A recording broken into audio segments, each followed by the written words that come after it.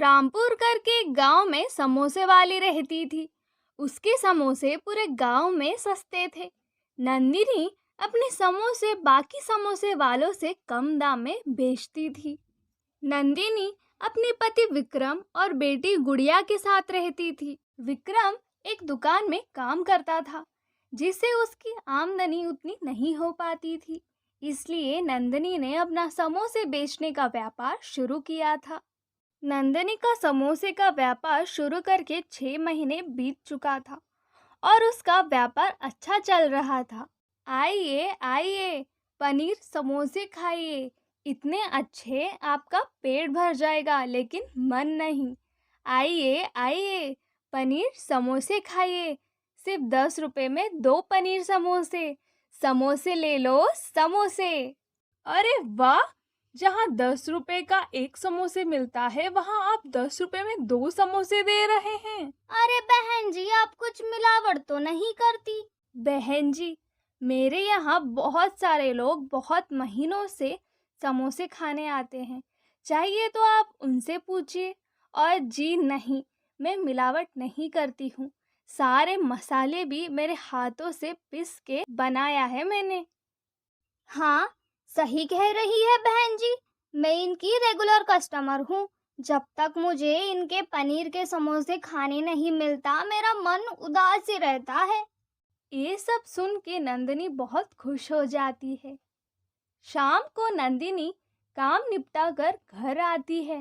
माँ, दीजिए मेरा समोसा, मैं इसी का ही इंतजार कर रही थी।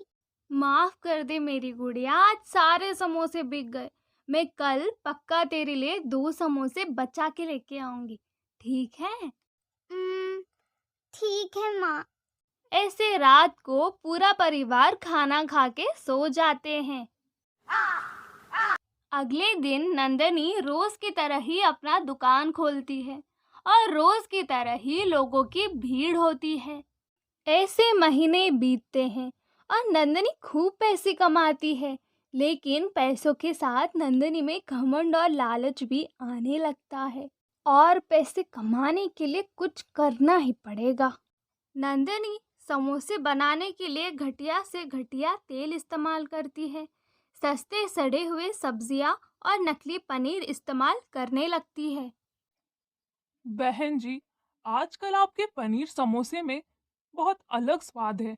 पहले जैसा स्वाद है ही नहीं। अरे भाई साहब, सब ठीक ही है। पता नहीं आपको क्यों ऐसा लग रहा है, लेकिन फिर भी लोग समोसे खाने आते थे क्योंकि अभी भी कम दाम था। नंदिनी की लालच बढ़ती ही जाती है और अभी वो अपने पनीर समोसे के दाम 40 कर देती है। हाय राम, इतने महंगे कर दिए तुमने। न स्वाद है समोसे में पहले जैसे, और ऊपर से इतना महंगा। खाना है तो खाओ, नहीं तो चलता बनो। वो औरत गुस्से में चली जाती है। अरे वाह, समोसे! कितने दिन हुए माँ मुझे पहले जैसे समोसे ही नहीं देती। मैं ना छुपके से तो खा लेती हूँ, माँ को पता भी नहीं चलेगा। ऐसे ही गुड़िया रोज छुपके से समोसे खाने लगती है। तुझे शर्म नहीं आती? तेरे वजह से मेरा बच्चा बीमार है। आप क्या बोल रही हैं? आपके बच्चे ने कुछ और खाया होगा। मैं कल शाम को उसके लिए समोसे लेके गई थी। मेरे बच्चे को रात में बहुत उल्टियाँ हुई। अभी वो अस्पताल में है। तुझे ना छोड़ूंगी मैं। जा जा, ये धमकी किसी और को दे। उस गांव के ज्यादातर लोग बीमार पड़ने लगे। इसकी शिकायत लेके लोग जो पहले नंदिनी के ग्राहक थे, वही लोग आज उसका ठेला तोड़ने आए थे। नंदिनी चल, गुड़िया बेहोश हो गई है। चल जल्दी। जो तूने हमारे बच्चों के साथ किया, तेरे साथ भी वही हुआ। अच्छा सबक मिला है तुझे। बच्चे को फूड पॉइजन हुआ है। आपको अपनी बेटी का ख्याल रखना चाहिए। लेकिन ये सब हुआ कैसे?